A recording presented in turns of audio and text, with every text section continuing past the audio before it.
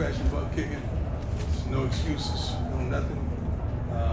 Their coaches did a heck of a job preparing their team. Obviously, we didn't. That was good. I mean, that was a really good old-fashioned butt kicking. We went into the game wanting to dominate several phases. We lost offensively, defensively, as well as special teams. That fake punt kind of got them really rolling, and they didn't stop ever since they secured that first down. Well-coached team.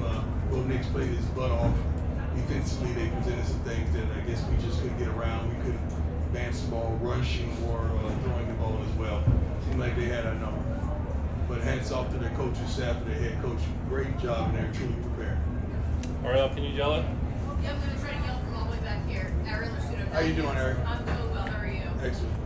With a good old-fashioned butt kicking like that, is there anything you could really learn and take from it, or is it really easier just to kind of wipe the slate clean every No, you time? can't wipe the slate clean. You got to watch the film and evaluate. I'll do that on the plane, but I saw a lot of it live. Just players that weren't in position that didn't do the job that we expected. You evaluate players, you evaluate coaches, you evaluate everything when it's a game of that nature. And you had no opportunity to win, period, from the kickoff on. Ryan, go ahead. Hey, Coach, you've mentioned that for the last couple of weeks. Things you guys aren't doing well. Yeah. Does something like this maybe hammer home that message to these players to say, see what happens when you don't do it well? No, you don't need to hammer home a player. A player knows. I mean, he could fool himself and trick himself, but when he looks in the mirror, he knows what he's looking at. Something like this is I'm not going to say, people around the country would say this is what they needed to humble themselves. We wasn't arrogant or whatever. We're confident people. If our confidence offends your insecurity, that's the problem with you. It's not us. We expect to do well. We expect to play well. We expect to win every game we step out there. We expect to practice to perfection and go out there and execute the things that we practice. We just didn't do it today. But it's not something that was needed. It's just like saying you get in a car wreck or something. Oh, he needed that to slow him down. You don't need that. That's just stupid.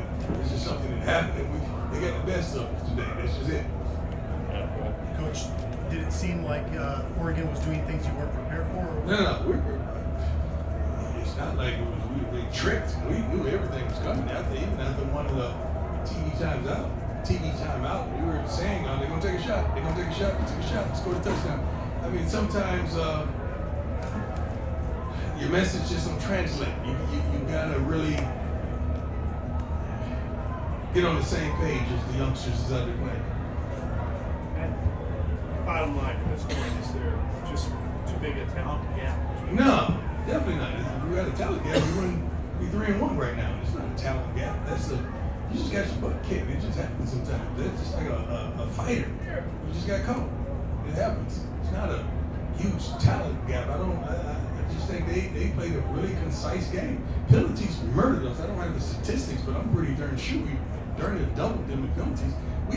Usually we're a really sound, fundamentally sound team. We don't make foolish mistakes and implement danger or harm on ourselves. Field position wise, we just kept making mistakes. And that's not indicative of who we are. Sean, go ahead. How much was Travis missed? I mean, what was he missed? Travis is always going to be missed. He's the best darn football player in college football. How is he not missed? It's just like saying you write an article and your pen is missing. Coach, That's how much he means. sorry. Yes, go. Characteristics-wise, maybe surprises-wise, did you learn anything about your team today, maybe that you hadn't? I'm not going to say that. You don't always have to get your butt kicked to learn. You can win and learn. I mean, that's not something to learn. It's something to glean from. It's not just the kids. The coaches are accountable too. We are all accountable. Let's start with me. We're accountable for this. It's not just the kids. Were there things in particular that surprised you? The way we played, that really surprised me. We played like hot garbage. That surprised me. I didn't expect that. Coach, Shador told us he thought on a lot of those sacks he was holding the ball too long. Would you agree with that? I gotta watch the film. I mean, sometimes he is, sometimes the route, sometimes the call, sometimes the blocking. So there's a whole lot goes into that. So you really have to watch film to really dictate and understand what transpired on that specific play. So a lot goes on in the play. What's the message to the team afterward? You get your butt up and let's go. We ain't got time to have no pity party. Ain't nobody walk around the locker room with napkins and tissues. Get your butt up. Let's get on the plane. Let's go. We got work to do. Coach, I guess on a positive note, in some way, you had some guys play today for the first time. Was it good to get some of those guys finally going? You know, Alton and No, because that means you got your butt kicked. When you start putting guys in at the end, it means you got your butt kicked. No. But I mean, like Travis Jay, guys played early. Yeah, I mean, you wanted them to play, but I mean, no. What were your thoughts on Shador in that last TD drive? Well, we had to score. We had some tremendous opportunities all game long, but it seems like we just kept shooting ourselves in the foot. And every time we get something going, here we go with another penalty. Here we go with another holding. Here we go with just something. We just got to perform better, much better, in every phase, not just offense, defense, as well as special teams. We got our butts kicked again. I reiterate, in all three phases. Last one, go ahead, sir. Yeah, the offense distribution for the Ducks on the ground and through the air was Say pretty. that one. Sorry, yeah, the offensive distribution for the Ducks on the ground and through the air was pretty even. Yeah. What aspect of Oregon's defense did you struggle with most today? They got to our quarterback. When you get to our quarterback, it's a wrap. Because it's not like we're running the ball successfully, so we gotta throw. Let them ask a couple more. Okay. I ain't got nowhere to go. Go ahead. Coach, the special teams, besides the fake punt that they ran, were there some other things in the special teams that they There's only two things happened. I mean, the fake punt that they ran, and I think they blocked the field goal. How you block not field goal? I'm sorry, extra point. How do you block an extra point? How do you not? And I asked Marta what happened. He just said he pulled his head up. He didn't even get the ball up, so he took ownership of that. But I'm like, come on, man, don't kick yourself. This game is out of reach. Don't ponder that. You're a great kicker, and you're gonna come into some phenomenal things for this season. And this is the kind of opportunity you have as a coach, as a man, as a father, to lift them up, not just shoot them down. You got to lift them up. Coach, there aren't many 1-11 teams from last year that come into the season and have like this type of target on their back week in and week out. I don't think it's a target on that back. I just think this